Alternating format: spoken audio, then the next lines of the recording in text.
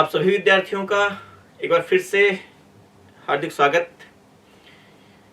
आज की इस कक्षा में हम अगला अधिकार हम पढ़ते हैं। हमने पिछली कक्षाओं में समानता के अधिकार के बारे में चर्चा की थी। आर्टिकल 14 से 18 तक के आर्टिकल्स को हमने पढ़े थे। हम इस कक्षा में आर्टिकल 19 से आर्टिकल 22 तक जो स्वतंत्रता का अधिकार दिया गया है उसके कुछ पोर्शन को पढ़ेंगे। आर्टिकल 19 जो एक बड़ा व्यापक आर्टिकल है उसको समझने की कोशिश करेंगे। तो देखें, मूल अधिकार में आज हम स्वतंत्रता का अधिकार पढ़ते हैं। तो आप पहले स्वतंत्रता का अधिकार समझने से पहले जिस तरीके से हमने समानता के अधिकार में आर्टिकल 14, 15, 16, 17 और 18 का एक चार्ट बनाया था ताकि आपको वो आर्टिकल्स कम से कम याद हो जाएं, तो हम स्वतंत्रता के अधिकार में भी ठीक वैसे ही करते हैं। हेडिंग आप डालिए, आपने मूल अधिकार का तो हेडिंग डाल ही रखा है, स्वतंत्रता का अधिकार।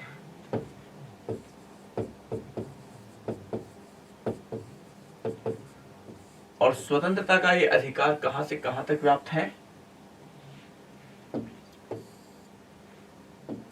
यह है अनुच्छेद 19 से लेकर अनुच्छेद 22 तक। और इस अधिकार में कैसे कैसे कौन कौन से आर्टिकल्स में क्या क्या दिया गया, तो देखें, पहला आर्टिकल है आर्टिकल 19, दूसरा आर्टिकल है आर्टिकल 20, तीसरा आर्टिकल है आर्टिकल 21, चौथा आर्टिकल है आर्टिकल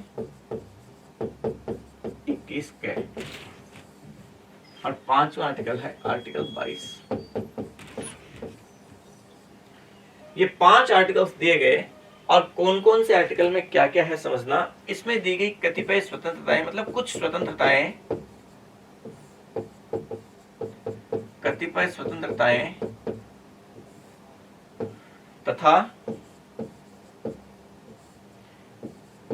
उनका निर्बंधन।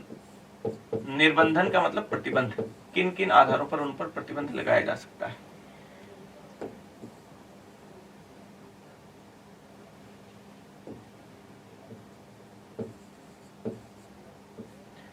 ये आर्टिकल 19 है। 6 प्रकार की स्वतंत्रताएं दी गई, वो बाद में बात करेंगे हम अभी। आर्टिकल 20 कहता है अपराध के लिए 2 सिद्धि के संबंध में संरक्षण। अपराध के लिए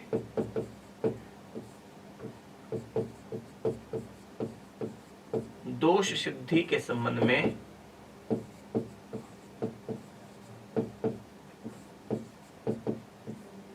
संरक्षण, ये आर्टिकल 20 कहता है। आर्टिकल 21 कहता है प्राण एवं दैहिक स्वतंत्रता।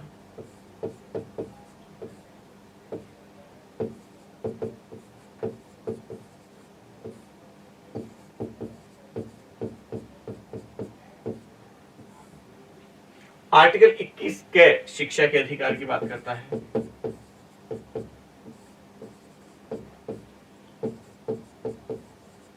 और आर्टिकल 22 वो बात करता है कुछ दशाओं में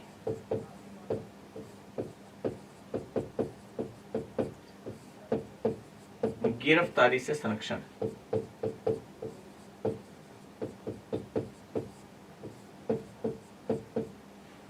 गिरफ्तारी से संरक्षण।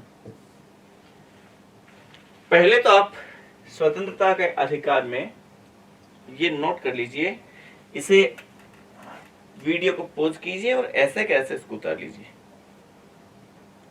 इसके बाद हम थोड़ा आगे बढ़ते हैं कैसे क्या लिखा गया है। वीडियो पॉज कीजिए और इसे लिख लीजिए।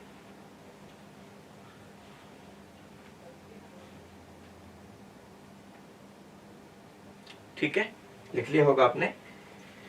देखिए, हम अब एक एक आर्टिकल को लेते हैं, किस तरीके से क्या क्या किया गया। आज के हम कक्षा में आर्टिकल 19 को समझने की कोशिश करते हैं। कितना सफल होते हैं वो आगे की बात है। कोशिश करते हैं इस दिशा में आर्टिकल 19 को हम ठीक ढंग से समझ सकें। देखिए, अनुच्छेद 19 क्या कहता है। अनुच्छेद 19 कहता है कतिपय स्वतंत्रताएं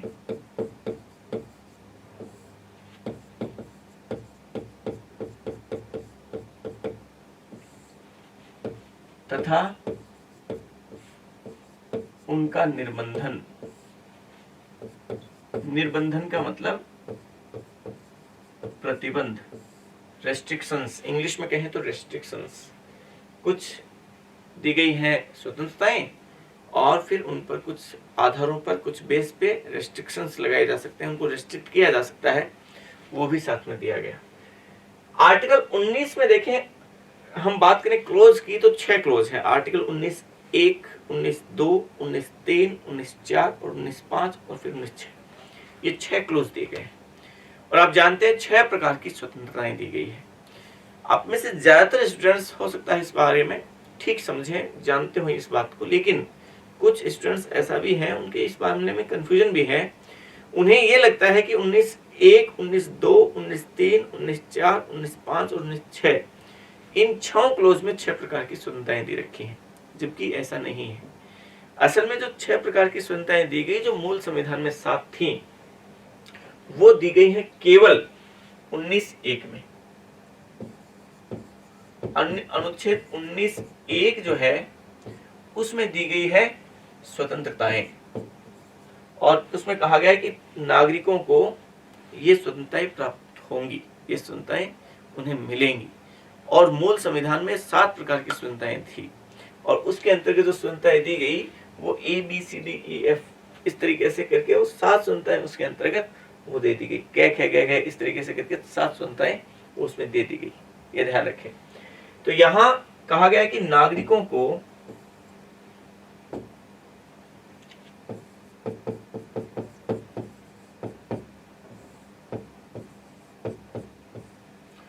और डैश करके फिर बाद में कितने प्रकार की कौन कौन सी स्वतंत्रता प्राप्त होगी, तो ये क्या लिखें, इंग्लिश में लिखें तो कैपिटल मत लिख देना, स्मॉल, इसका मतलब ये 19(1) का हिस्सा है, ये अलग से नहीं है, ठीक है ना।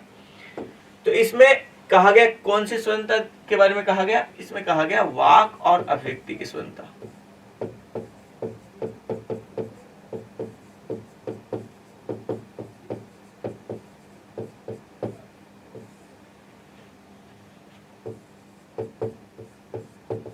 वाक और अभिव्यक्ति की स्वतंत्रता, ठीक है, पहला। दूसरी कही गई स्वतंत्रता 19(1) में, एक में ही है ये स्वतंत्रता, ये ध्यान रखें। और वो जो स्वतंत्रता कही गई, दी गई, वो कही गई शांतिपूर्वक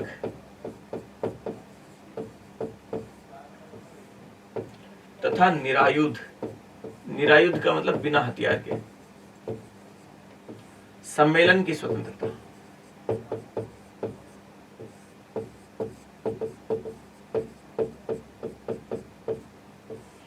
फिर 19(1)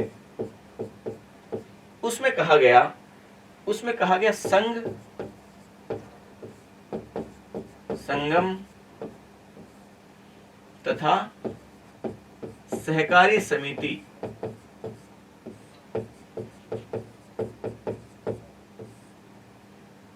बनाने की या गठन करने की स्वतंत्रता।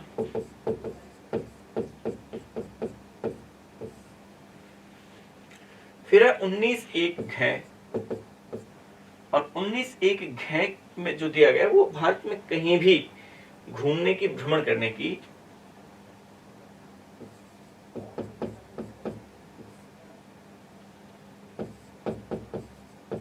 भारत के भीतर अबाध भ्रमण के लिख लीजिए, वो ठीक रहेगा। अबाध शब्द है, अबाध मतलब बिना बाधा के, बिना किसी दिक्कत के, अबाध भ्रमण की स्वतंत्रता। यहां ध्यान रखें, पहले घूमने की है, भ्रमण करने की है, बाद में बसने की है। अड़े में जो दिया गया वो भारत के भीतर या भारत के राज्य क्षेत्र में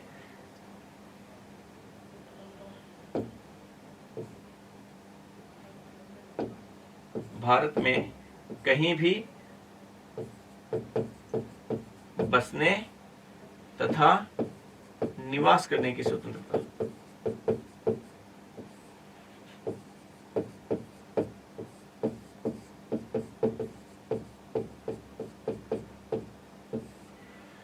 फिर बाद में 19(1)(च), उसमें संपत्ति की स्वतंत्रता दी गई थी, जिसे क्या कर दिया गया, समाप्त कर दिया गया 44वें संविधान संशोधन से। और फिर 19(1)(6), उसमें कहा गया वृत्ति, उपजीविका, व्यापार तथा कारोबार करने की स्वतंत्रता।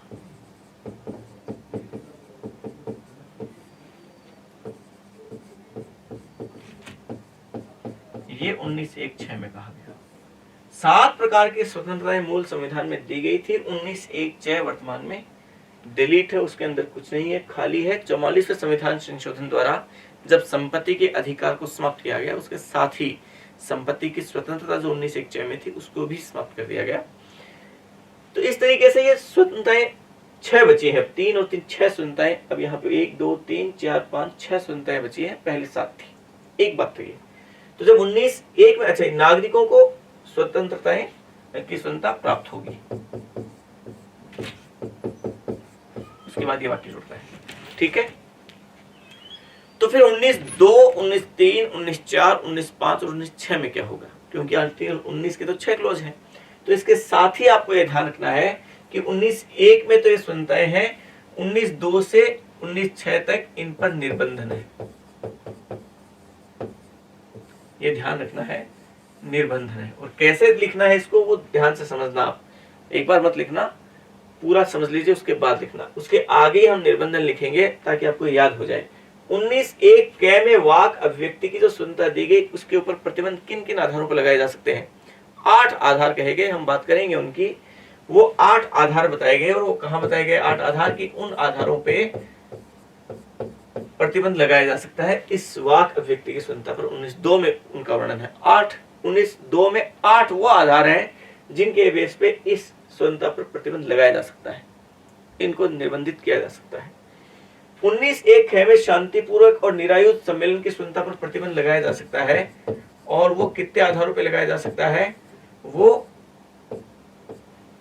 2 आधारों पे वो प्रतिबंध लगाया जा सकता है।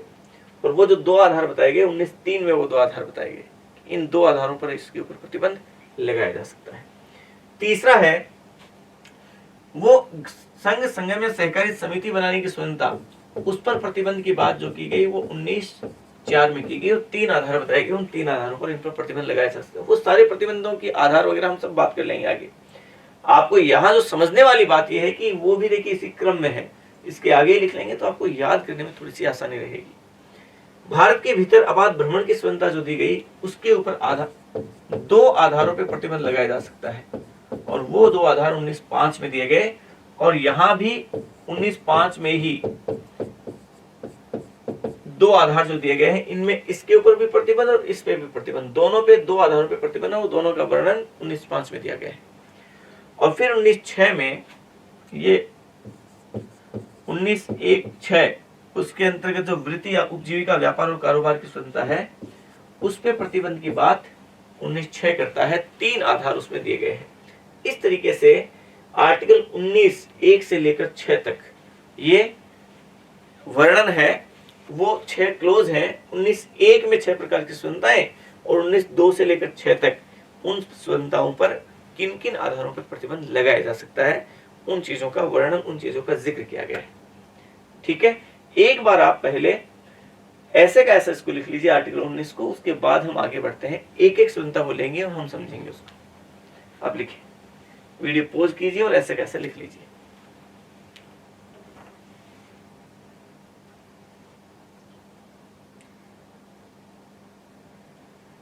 चलिए हम थोड़ा और समझते हैं आगे। वीडियो पॉज करके आप लिख लीजिए, हम सीधे आगे बढ़ रहे हैं किस तरीके से। आगे 19(1) में क्या है, वाक अभिव्यक्ति की स्वतंत्रता को और खुल के समझते हैं, सभी प्रकार की स्वतंत्रताओं को थोड़ा खुल के समझेंगे। चलिए लिखें आप आगे, एक लाइन छोड़ के पहले लिखें आप, लिखें, यह अधिकार केवल नागरिकों को प्राप्त है, विदेशियों को नहीं। यह अधिकार केवल नागरिकों को प्राप्त है, विदेशियों को नहीं। केवल नागरिकों को प्राप्त है, विदेशियों को नहीं। यह अधिकार केवल क्योंकि नागरिक शब्द लिखा गया है, नागरिकों को प्राप्त है, विदेशियों को नहीं। फिर लिखें अगली पंक्ति में, अनुच्छेद 19(1) के अंतर्गत, अनुच्छेद 19(1) के अंतर्गत मूल संविधान में 7 प्रकार की, अनुच्छेद 19(1) के अंतर्गत मूल संविधान में 7 प्रकार की स्वतंत्रताएं प्रदान की गई थी, स्वतंत्रताएं प्रदान की गई थी, प्रदान की गई थी। लिखें अगली पंक्ति में, 44वें संविधान संशोधन, 44वें संविधान संशोधन 1978 द्वारा, 1978 द्वारा अनुच्छेद 19(1)(च) में, अनुच्छेद, ऐसे लिखें आप, अनुच्छेद 19(1)(च) में दी गई संपत्ति की स्वतंत्रता को, संपत्ति की स्वतंत्रता को समाप्त कर दिया गया, स्वतंत्रता को समाप्त कर दिया गया। अतः वर्तमान में, अतः वर्तमान में अनुच्छेद 19(1) के तहत 6 प्रकार की स्वतंत्रताएं दी गई है। अनुच्छेद 19(1) के तहत 6 प्रकार की स्वतंत्रताएं दी गई है।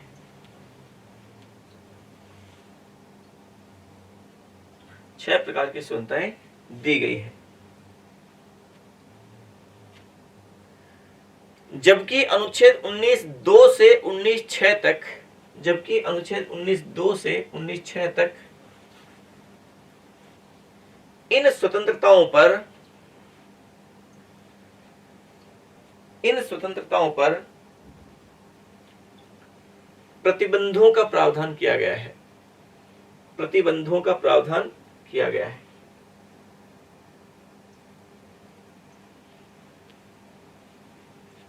प्रतिबंधों का प्रावधान किया गया है। ठीक है, बढ़े आगे।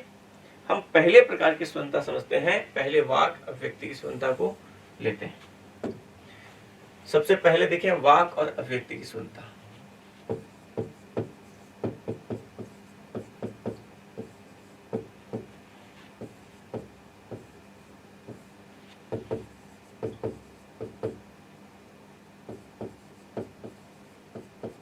वाक अभिव्यक्ति की स्वतंत्रता,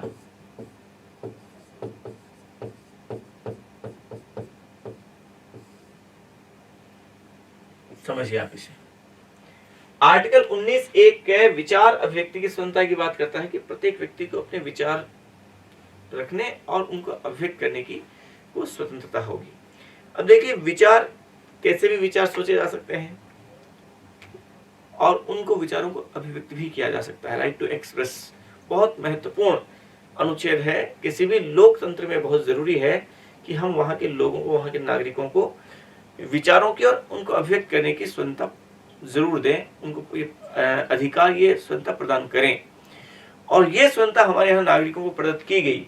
तो विचार अभिव्यक्ति कैसे की जा सकती है? तो विचार अभिव्यक्ति बोल के की जा सकती है, लिख के की जा सकती है, पढ़ के की जा सकती है, लेखों के माध्यम से, कविताओं के माध्यम से, गीतों के माध्यम से, गानों के माध्यम से, या संकेतों के माध्यम से की जा सकती है। तो ये विचार अभिव्यक्ति की स्वतंत्रता हमारे यहाँ प्रत्येक नागरिक को ये दी गई। लेकिन असल में ये स्वतंत्रता बहुत महत्वपूर्ण है, और ये महत्वपूर्ण इस मायने में भी है कि आर्टिकल 19 इतना सीमित नहीं है। 19(1) के वाक अभिव्यक्ति की स्वतंत्रता बड़ा व्यापक अधिकार हो जाता है, क्योंकि विचार अभिव्यक्ति के दायरे में बहुत सारी चीजें आ जाती है, कई चीजें इसके दायरे में शामिल हो जाती हैं। कई केसेज आए जिनके माध्यम से इसके अंतर्गत और कई प्रकार की स्वतंत्रताओं को शामिल किया गया। ये कहा गया कि ठीक है, जब आपको विचार अभिव्यक्ति की स्वतंत्रता है, बोलने का अधिकार है, अपनी बात को रखने का अधिकार है, तो रखने के अधिकार में एक्सप्रेस आप जब करते हैं अपने विचारों को, अपने भावों को, तो इस एक्सप्रेस करने के अधिकार में और कौन कौन से अधिकार वो शामिल हो जाते हैं। तो एक तो बहुत महत्वपूर्ण बात समझिए, एक तो इसमें के अंतर्गत जो अधिकार शामिल होता है वो प्रेस की स्वतंत्रता, ये तो बहुत महत्वपूर्ण बात है कि प्रेस की स्वतंत्रता, प्रेस का मतलब मीडिया, मीडिया की स्वतंत्रता को इसमें शामिल किया गया कि मीडिया की स्वतंत्रता, इसी में प्रेस की स्वतंत्रता आर्टिकल 19(1) में ही अंतर्निहित है, क्योंकि मीडिया क्या है, अभिव्यक्ति का एक माध्यम ही तो है, तो इसके माध्यम से अभिव्यक्ति की जा सकती है। तो ये प्रेस की स्वतंत्रता 19(1) उसके ही अंतर्गत अंतर्निहित है, उसका भाव उसी में निहित है, उसी में शामिल है। ये प्रेस की स्वतंत्रता इसके दायरे में आ गई। ठीक है, इसके अलावा जैसे विज्ञापन करने की स्वतंत्रता,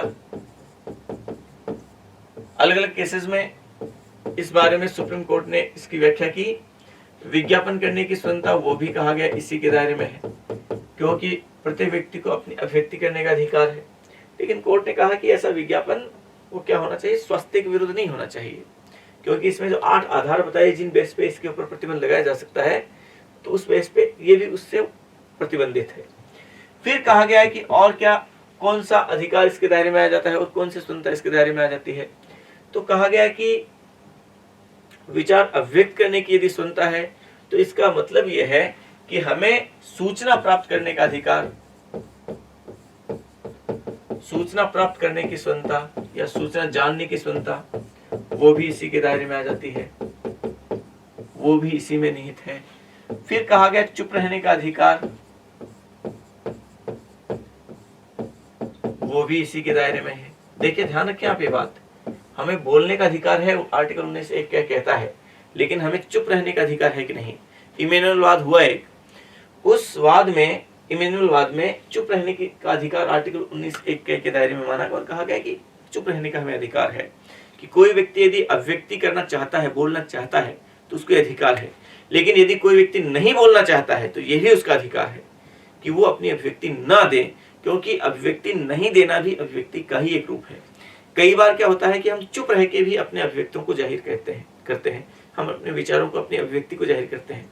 मान लीजिए किसी व्यक्ति को नाराजगी जाहिर करनी है, तो जाहिर करनी है, नाराजगी नहीं बोलना चाहता हो, तो यदि वो व्यक्ति नहीं बोलना चाहता है, तो इसका मतलब अपनी नाराजगी को अभिव्यक्त तो कर ही रहा है, वो तो नहीं बोलने का अधिकार है उसको, तो इसके माध्यम से भी अभिव्यक्ति हो ही रही है उसकी।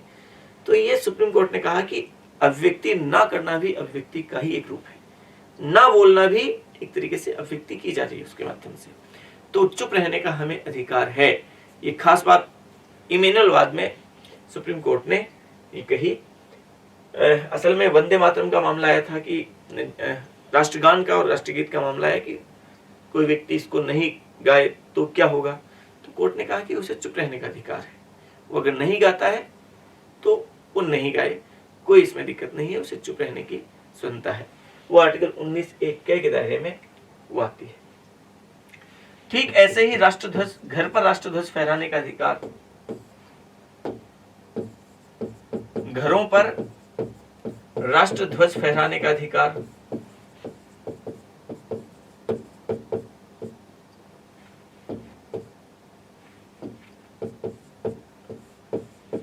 वो भी इसी के दायरे में आ जाता है। ठीक है, तो ये ध्यान रखें, ये कुछ अधिकार है। राष्ट्रध्वज फहराने का अधिकार मतलब कोई व्यक्ति अपने अभिव्यक्ति जाहिर करना चाहता है, देश प्रेम की भावना को जाहिर करना चाहता है और राष्ट्रध्वज को फहरा के जाहिर करना चाहता है, तो ऐसा कर सकता है। 2008 से पहले ऐसा अधिकार नहीं, वो इसके अंतर्गत नहीं आता था। कोर्ट में एक मामला गया था नवीन जिंदलवाद, उस नवीन जिंदलवाद में सुप्रीम कोर्ट ने कहा कि घरों पर राष्ट्रध्वज फहराकर अपनी देशभक्ति के भावों की अभिव्यक्ति की जा सकती है, ये प्रत्येक व्यक्ति का अधिकार है, आर्टिकल 19(1) के दायरे में आता है। उसके बाद से अधिकार मान लिया गया। ठीक है, तो घरों पर राष्ट्रध्वज फहराने का अधिकार भी आर्टिकल 19(1) के अंतर्गत ही आता है। तो ये कई प्रकार के अधिकार हैं जो इसके दायरे में हैं। आप ये देखें, इसके साथ ही एक बात और भी कि आर्टिकल 19(1) के बहुत महत्वपूर्ण है विचार अभिव्यक्ति की स्वतंत्रता, लेकिन इसके ऊपर प्रतिबंध भी लगाए जा सकते हैं। और आप जानते हैं इसके ऊपर प्रतिबंध की जो बात की गई, वो बात की गई आर्टिकल 19 के दूसरे क्लोज में, और दूसरा क्लोज कहता है कि आर्टिकल 19(1) के इसके ऊपर प्रतिबंध लगाए जा सकते हैं। वो प्रतिबंध के आधार जो बताए गए कितने, वो 8 आधार तय किए गए कि इन 8 आधारों पर इसके ऊपर प्रतिबंध लगाया जा सकता है। कौन कौन से 8 आधार बताए? एक तो बताया पहला, राज्य की सुरक्षा। यदि किसी व्यक्ति द्वारा कोई अभिव्यक्ति की जा रही है वो राज्य की सुरक्षा के विरुद्ध है, राज्य की सुरक्षा का उल्लंघन हो रहा है, राज्य की सुरक्षा संकट में पड़ रही है, तो उसकी उस अभिव्यक्ति पर प्रतिबंध लगाया जा सकता है। दूसरा इसके अंतर्गत कहा गया, वो कहा गया किसी मित्र राष्ट्र, किसी विदेशी राज्य से मैत्रीपूर्ण संबंध, विदेशी राज्य से मैत्रीपूर्ण संबंध। मान लीजिए किसी विदेशी राज्य से हमारे मैत्रीपूर्ण संबंध अगर प्रभावित हो रहे हैं, किसी व्यक्ति के बोलने से उन पर विपरीत प्रभाव पड़ रहा है, तो उस बेस पे उस पर प्रतिबंध लगाया जा सकता है। तीसरा कहा गया, वो कहा गया लोक व्यवस्था, लॉ एंड ऑर्डर। लोक व्यवस्था नहीं बिगड़नी चाहिए। मान लीजिए ऐसा भाषण दिया जा रहा है, उग्र भाषण दिया जा रहा है जिससे लोग भड़क रहे हैं, जिससे लोक व्यवस्था चौपट हो रही है, पूरा लॉ एंड ऑर्डर गड़बड़ा गया, तो उस आधार पर प्रतिबंध लगाया जा सकता है। चौथा इसमें कहा गया सदाचार या शिष्टाचार, उस बेस पे लगाया जा सकता है। पांचवा कहा गया मानहानि, इस बेस पे किया जा सकता है। छठा न्यायालय की अवमानना, न्यायालय की अवमानना। फिर सातवां अपराध उद्दीपन, किसी को अपराध के लिए उकसाना। कोई व्यक्ति इस तरीके से भाषण दे रहा है, अपने विचारों की अभिव्यक्ति कर रहा है कि उससे अपराध को बढ़ावा मिल रहा है, उस बेस पे उस पर प्रतिबंध लगाया जा सकता है। और छठा भारत की प्रभुता,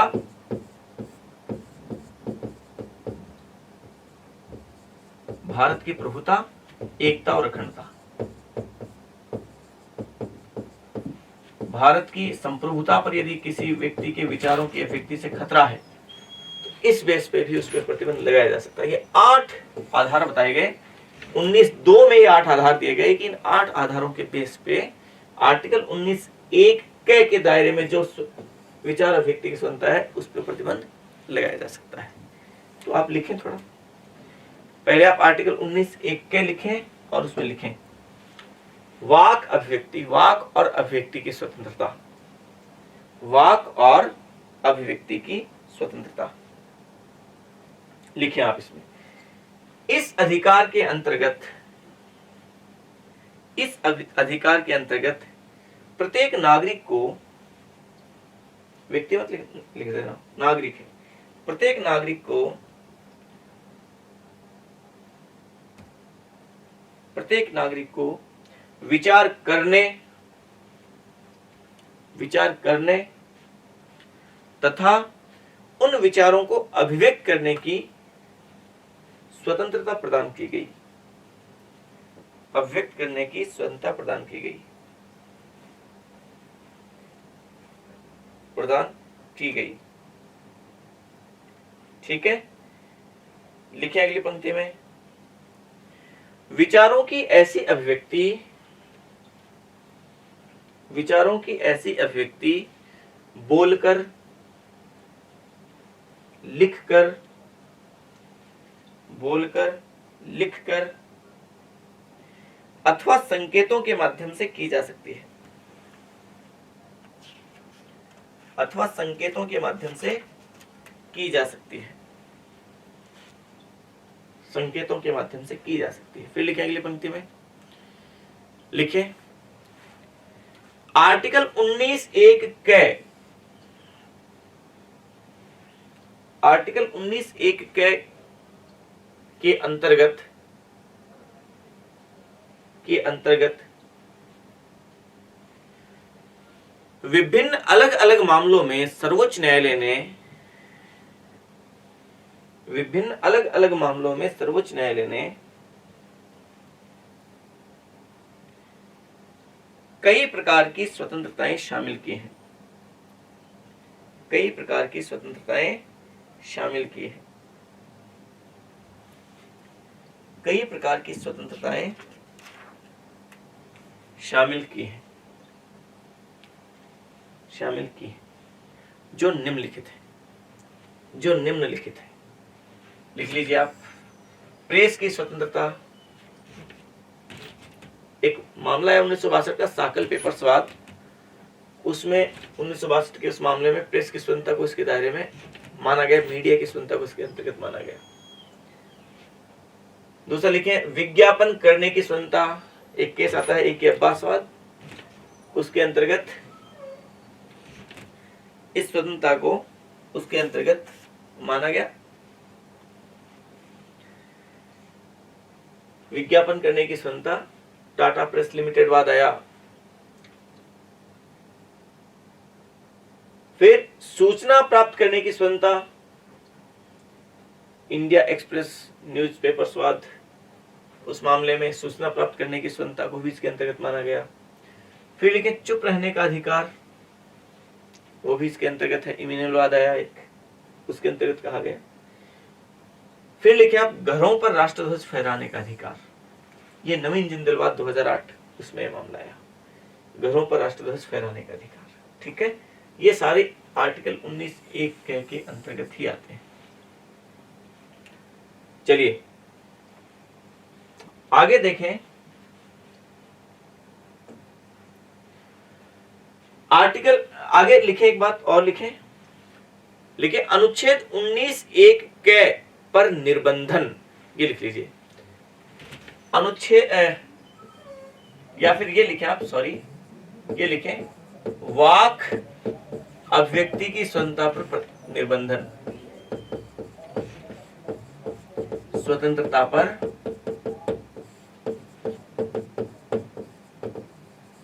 निर्बंधन, और लिखे अनुच्छेद 19(2),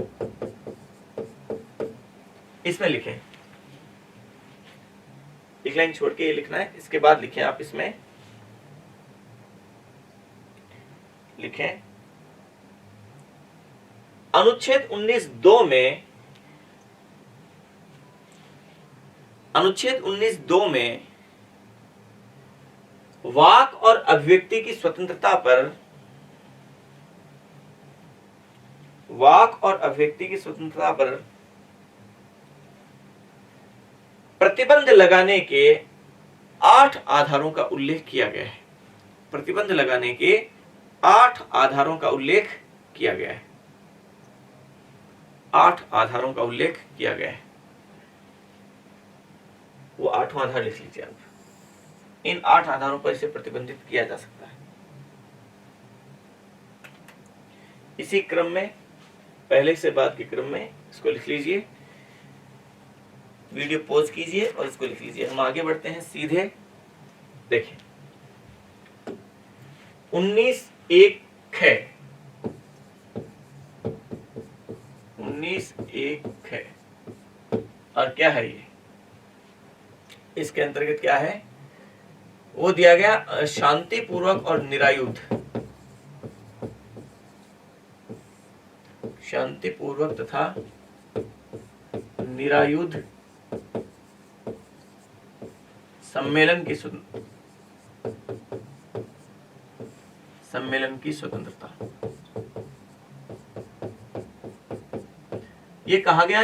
देखिए सम्मेलन करने की स्वतंत्रता है कि प्रत्येक नागरिक को सम्मेलन करने की स्वतंत्रता है कि वो सम्मेलन किए जा सकते हैं, लेकिन ऐसे सम्मेलन पर 2 बातें कही गई कि ऐसा सम्मेलन 2 शर्तें हैं। पहला तो वो सम्मेलन कैसा हो, शांतिपूर्वक हो, और दूसरा वो सम्मेलन कैसा हो, निरायुध का मतलब बिना हथियार के हो, आयुध का मतलब हथियार, निरायुध का मतलब बिना हथियार, कि उस सम्मेलन में किसी प्रकार के हथियारों का यूज, वो हथियारों का यूज न किया जाए, ऐसा होना चाहिए।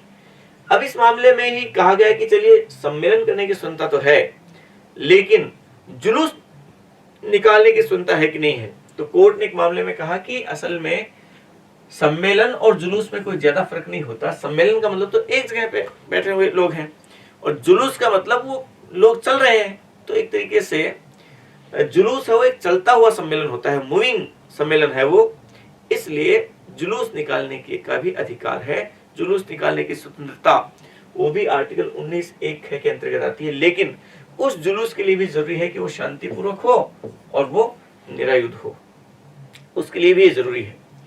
लेकिन इस स्वतंत्रता पर भी प्रतिबंध जो लगाया गया वो आर्टिकल 19(3) में इसके ऊपर प्रतिबंधों की बात की गई, और 2 आधार इसमें दिए गए कि इन 2 आधारों पर प्रतिबंध लगाया जा सकता है। कौन कौन से 2 आधार बताए गए? एक आधार तो बताया गया लोक व्यवस्था, कि लोक व्यवस्था नहीं बिगड़नी चाहिए, लोक व्यवस्था नहीं बिगड़नी चाहिए। और दूसरा जो आधार बताया गया वो बताया गया भारत की प्रभुता और अखंडता।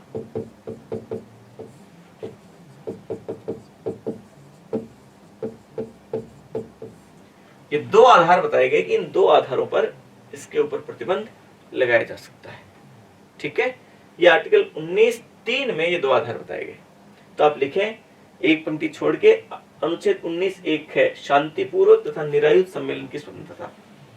शांतिपूर्वक तथा निरायुध सम्मेलन की स्वतंत्रता लिखें। इसमें लिखें इसके तहत प्रत्येक नागरिक को सम्मेलन करने की स्वतंत्रता प्रदान की गई। प्रत्येक नागरिक को सम्मेलन करने की स्वतंत्रता प्रदान की गई। सम्मेलन करने की स्वतंत्रता प्रदान की गई। लेकिन ऐसा सम्मेलन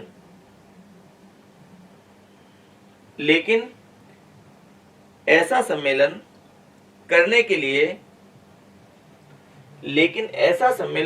लिए दो शर्तें आरोपित की गई हैं। दो शर्तें आरोपित की गई हैं। एक नंबर पे लिखें सम्मेलन शांतिपूर्वक हो।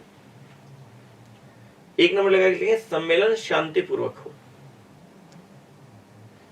और दूसरा लिखें सम्मेलन बिना हथियार के हो। निरायुध कोष्टक में लिख सकते हैं सम्मेलन बिना हथियार के हो। सम्मेलन बिना हथियार के हो। फिर लिखें अगली पंक्ति में, लेकिन जुलूस निकालने की स्वतंत्रता भी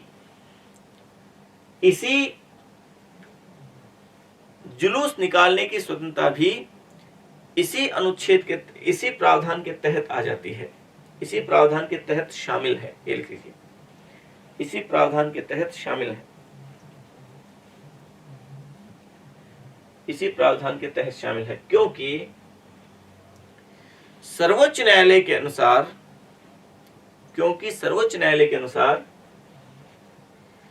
जुलूस एक चलता हुआ सम्मेलन है। जुलूस एक चलता हुआ सम्मेलन है। जुलूस एक चलता हुआ सम्मेलन है। ठीक है, जुलूस एक चलता हुआ सम्मेलन। फिर अगली पंक्ति में लिखें, एक लाइन छोड़ के, और वो लिखें अगली पंक्ति में लिखें निर्बंधन। मतलब इसके ऊपर निर्बंधन कैसे, किन आधारों पर लगाया जा सकता है।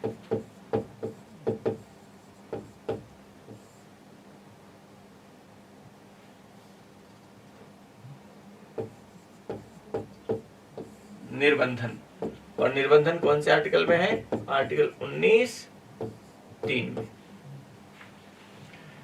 निर्बंधन करके आर्टिकल 19(3) लिखें। इसमें लिखें आप,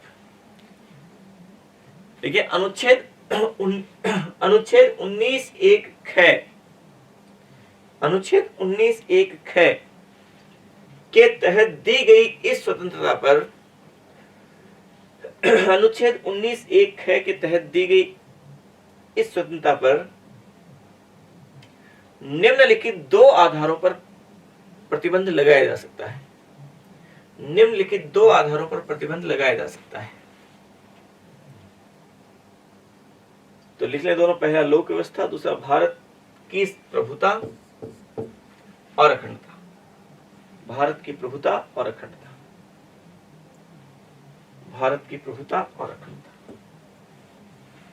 फिर देखें अनुच्छेद 19(1) ग, और इसमें है संघ, संगम अथवा सहकारी समिति बनाने की स्वतंत्रता।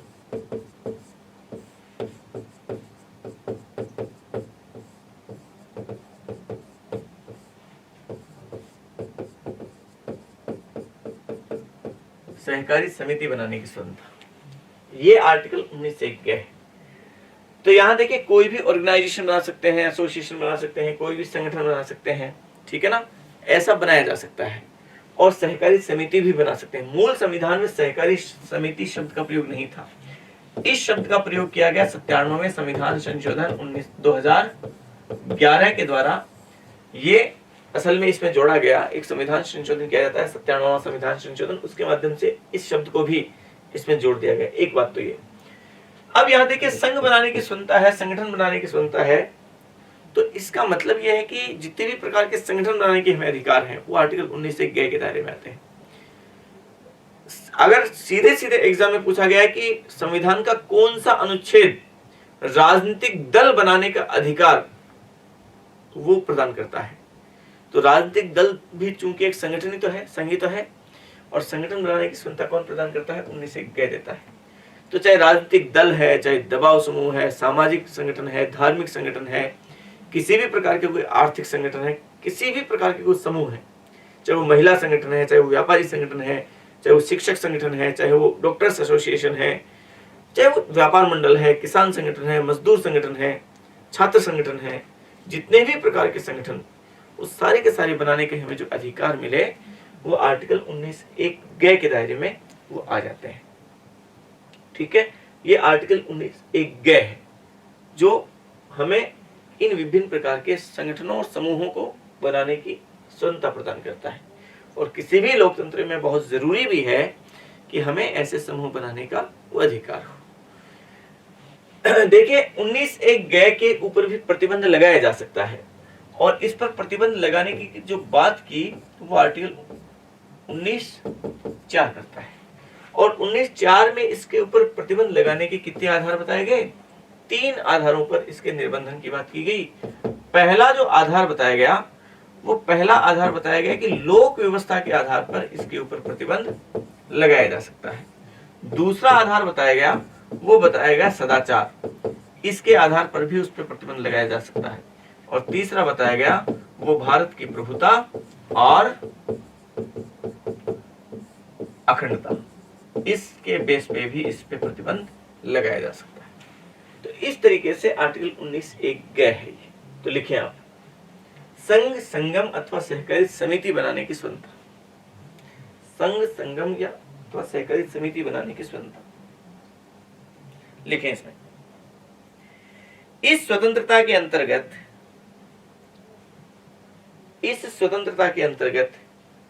प्रत्येक नागरिक को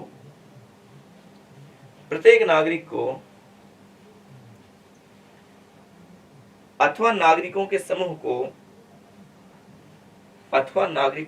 को संघ बनाने, संगम बनाने अथवा सहकारी समिति बनाने की स्वतंत्रता प्रदान की गई, अथवा सहकारी समिति बनाने का अधिकार प्रदान किया गया।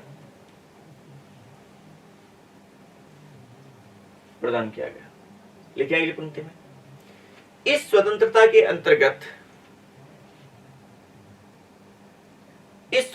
अंतर्गत राजनीतिक दल, दबाव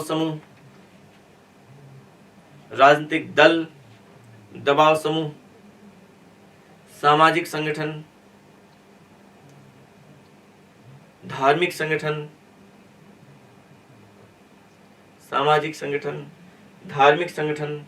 आर्थिक संगठन, सांस्कृतिक संगठन,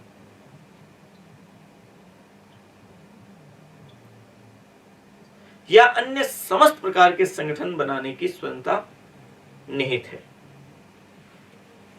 या अन्य किसी भी प्रकार के संगठन बनाने की स्वतंत्रता, अन्य सभी प्रकार के संगठन बनाने की स्वतंत्रता निहित है। जितने भी क्लब बनाए जाते हैं, जितने भी सोसाइटीज बनाई जाती हैं, वो सारे के सारे संगठन तो है, वो सारे इसी के दायरे में आ जाते हैं। लिखिए अगली पंक्ति में,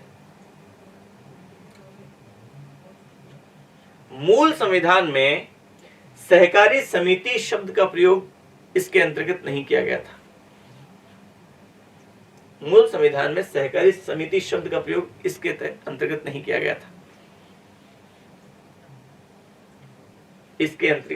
गया था, 97वें संविधान संशोधन 2011 द्वारा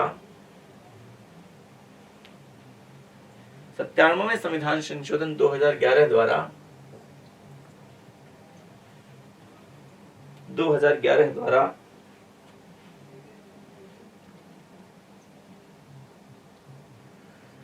इसके अंतर्गत सहकारी समिति शब्द को जोड़ दिया गया।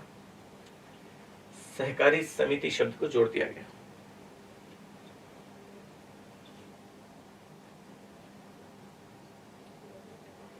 फिर लिख लीजिए निर्बंधन।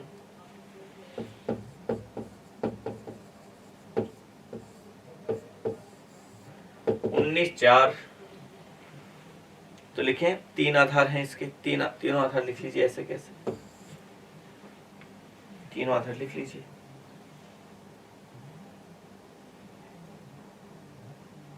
ठीक है,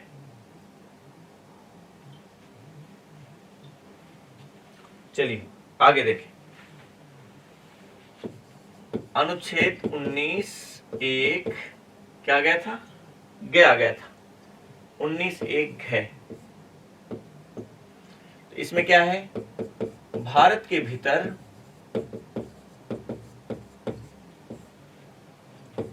अबाध भ्रमण, एक शब्द और देखें संचरण, भ्रमण या संचरण, दोनों शब्दों में से कोई सा भी आ जाए, संचरण की करने की स्वतंत्रता।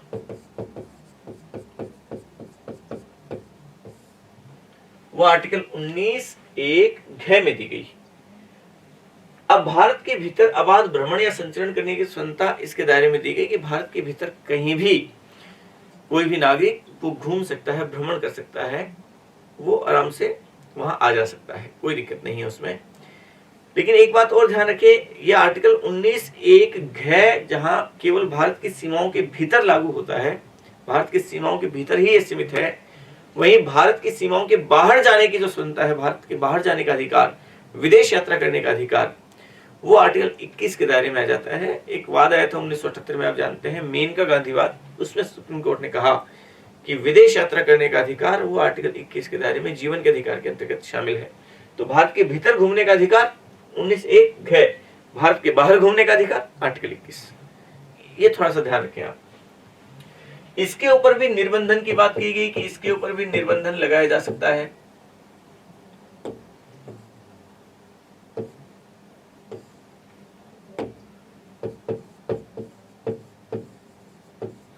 और निर्बंधन के आधार क्या होंगे, कितने, कौन से आर्टिकल में है? पहली बात तो आर्टिकल 19(5) में। और कितने बेस पे? इसके लिए 2 आधारों पे निर्बंधन लगाया जा सकता है। पहला आधार है वो है साधारण जनता के हित में, कि वहां की साधारण जनता, उसका हित ध्यान रखना जरूरी है। कहीं ऐसा ना हो कि किसी दूसरे लोगों के घूमने से, वहां भ्रमण करने से आम वहां की जो जनता है उसके हितों पर विपरीत प्रभाव पड़े। और दूसरा, अनुसूचित जनजातियां, जो जनजातियां हैं, अनुसूचित जनजातियों के हितों के संरक्षण हेतु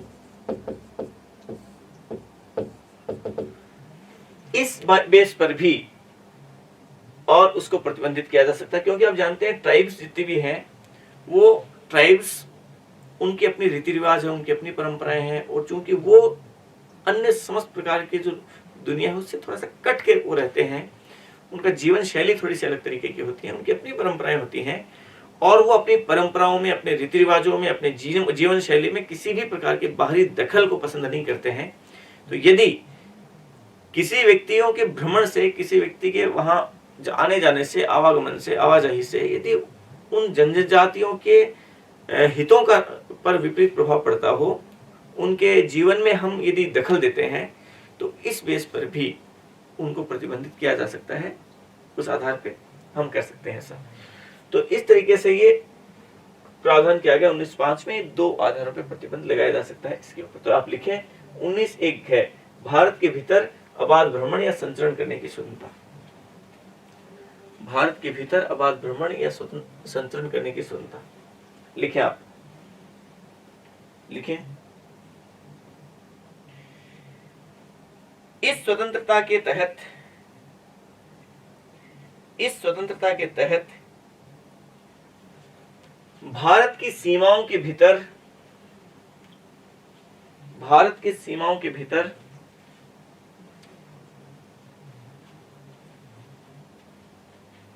भारत की सीमाओं के भीतर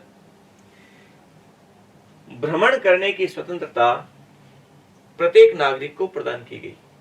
भ्रमण करने की स्वतंत्रता प्रत्येक नागरिक को प्रदान की गई, प्रत्येक नागरिक को प्रदान की गई। लिखें अगली पंक्ति में, लिखें। अनुच्छेद 19(1) घ, अनुच्छेद 19(1) घ के तहत जहां भारत के भीतर भ्रमण करने की स्वतंत्रता प्रदान की गई, भारत की सीमाओं के भीतर भ्रमण करने की स्वतंत्रता प्रदान की गई, वहीं विदेश जाने का अधिकार, वहीं भारत की सीमाओं के बाहर हो गया, विदेश जाने का अधिकार अनुच्छेद 21 में अंतर्निहित है। विदेश जाने का अधिकार अनुच्छेद 21 में अंतर्निहित है, अनुच्छेद 21 में अंतर्निहित है। ठीक है, फिर लिखिए आप निर्बंधन अनुच्छेद 19(5). दो आधार हैं, दोनों आधार लिख लीजिए। इन दो आधारों पे प्रतिबंध लगाया जा सकता है। चलिए आगे देखें। अनुच्छेद 19(1) घ आ गया था, अड़ है, और वो है भारत में कहीं भी निवास करने अथवा बसने की स्वतंत्रता। भारत के भीतर कहीं भी निवास करने की स्वतंत्रता या बसने की स्वतंत्रता, वो 19(1) अड़ कहता है, ये प्रदान की गई है कि कोई नागरिक कहीं भी बस सकता है, निवास कर सकता है। ठीक है, तो यहां देखिए भारत के भीतर कहीं भी निवास करने की या बसने की स्वतंत्रता, यहां ध्यान रखें पहले भ्रमण की है फिर निवास की है, और यह स्वतंत्रता प्रदान की गई कि ऐसा पूरे देश भर में कोई व्यक्ति कहीं से भी जाके कहीं भी निवास कर सकता है, बस सकता है। हालांकि भारत में कई क्षेत्रों में जहां क्षेत्रवाद ज्यादा हावी है, वहां पे दूसरे क्षेत्रों से आकर बसने वाले लोगों पे कई प्रकार के हमले भी किए गए। वो एक तरीके से इसी अधिकार का उल्लंघन है, क्योंकि प्रत्येक व्यक्ति को अधिकार है कि वो चाहे कहीं का भी उसका जन्म स्थान कोई भी है, लेकिन वो भारत में कहीं भी जाके निवास कर सकता है, वो बस सकता है, इसमें कहीं कोई दिक्कत नहीं है, उसका अधिकार है, बल्कि मूल अधिकार है। लेकिन उसको निर्बंधित किया जा सकता है, उस पर भी निर्बंधन के प्रावधान वो आर्टिकल 19(5) में ही है। वही दो आधार, जिन दो आधारों की बात 19(5) में हमने पहले पढ़ी, उन्हीं दो आधारों पे वो एक तो साधारण जनता के हित में, साधारण जनता के हित में, और दूसरा अनुसूचित जनजातियों के हितों का संरक्षण, हितों का संरक्षण। इन दो आधारों पे उसको प्रतिबंधित किया जा सकता है। तो लिखिए आप 19(1) अड़, भारत में कहीं भी निवास करने अथवा बसने की स्वतंत्रता,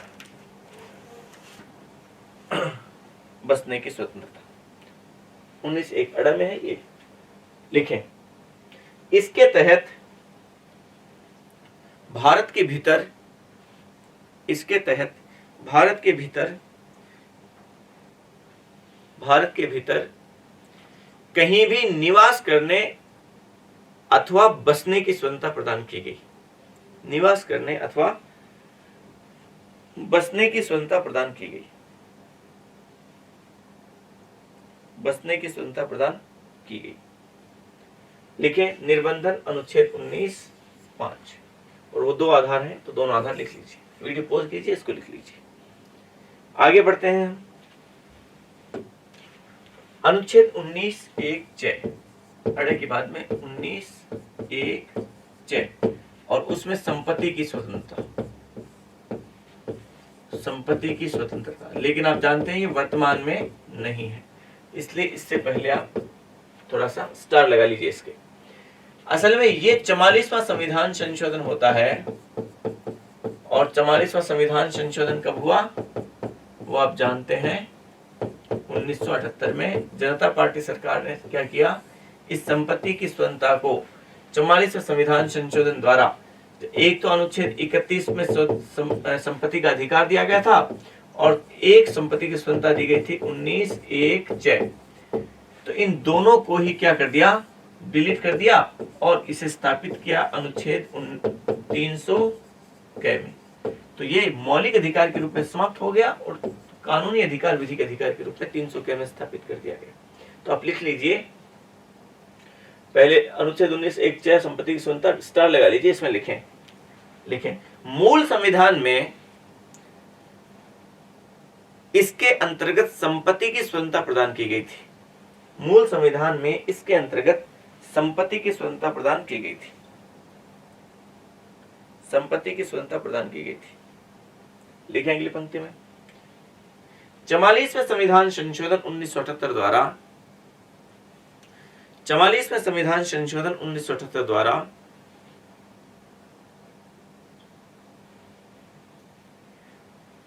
संपत्ति की स्वतंत्रता को समाप्त कर, संपत्ति की स्वतंत्रता को समाप्त कर दिया गया। संपत्ति की स्वतंत्रता को संपत्ति के अधिकार के साथ ही समाप्त कर दिया गया। ये लिखे आप, संपत्ति की स्वतंत्रता को संपत्ति के अधिकार के साथ ही समाप्त कर दिया। तो ये तो संपत्ति की स्वतंत्रता है यहाँ, और ये संपत्ति का अधिकार था। संपत्ति की स्वतंत्रता को संपत्ति के अधिकार के साथ ही समाप्त कर दिया गया।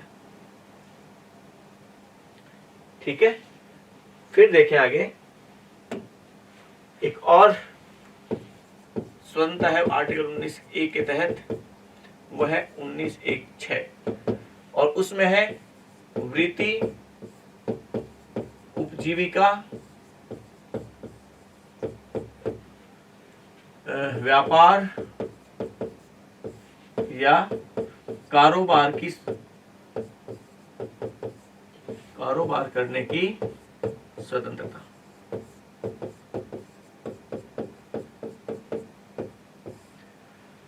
अब इसके अंतर्गत क्या है, वृत्ति का मतलब प्रोफेशन, इंग्लिश में 4 शब्द है।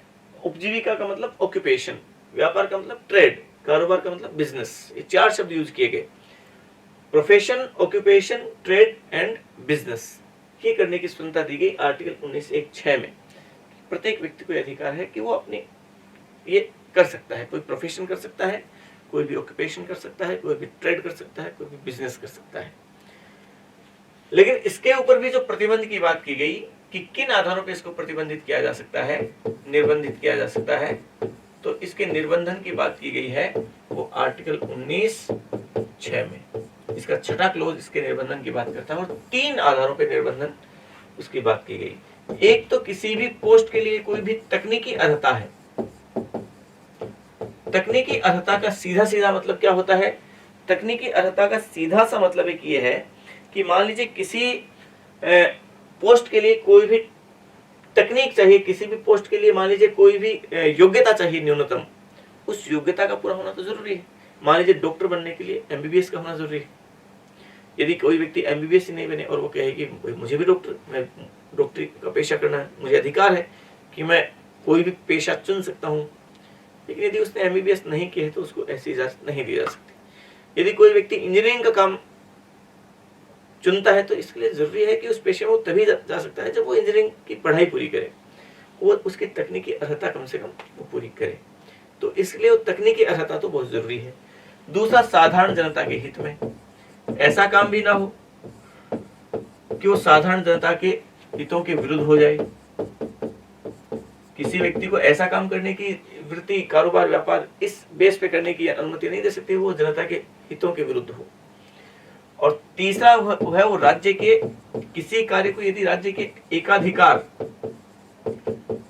के मामले में आ जाए कोई, इस बेस पे उस व्यक्ति की स्वतंत्रता काम करने की स्वतंत्रता जो है, वृत्ति, उपजीविका, कारोबार, व्यापार, उस पर प्रतिबंध लगाया जा सकता है।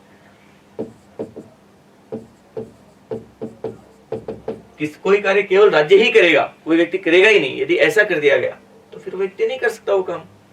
इन 3 बेस पे तो लिखे आप वृत्ति, उपजीविका, व्यापार या कारोबार करने की स्वतंत्रता लिखें इसमें। इस स्वतंत्रता के अंतर्गत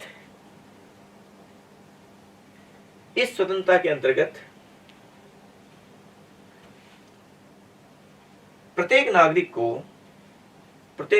को वृत्ति, इंग्लिश में लिखना चाहे तो इसमें प्रोफेशन लिख सकते हैं, वृत्ति, प्रोफेशन, उपजीविका, इसके कोष्टक में आप ऑक्यूपेशन लिख सकते हैं, व्यापार कोष्टक में ट्रेड लिख सकते हैं, या कारोबार कोष्टक में बिजनेस लिख सकते हैं, करने की स्वतंत्रता प्रदान की गई। फिर निर्बंधन लिखे अनुच्छेद 19(6) और ये 3 चीजें लिख लीजिए।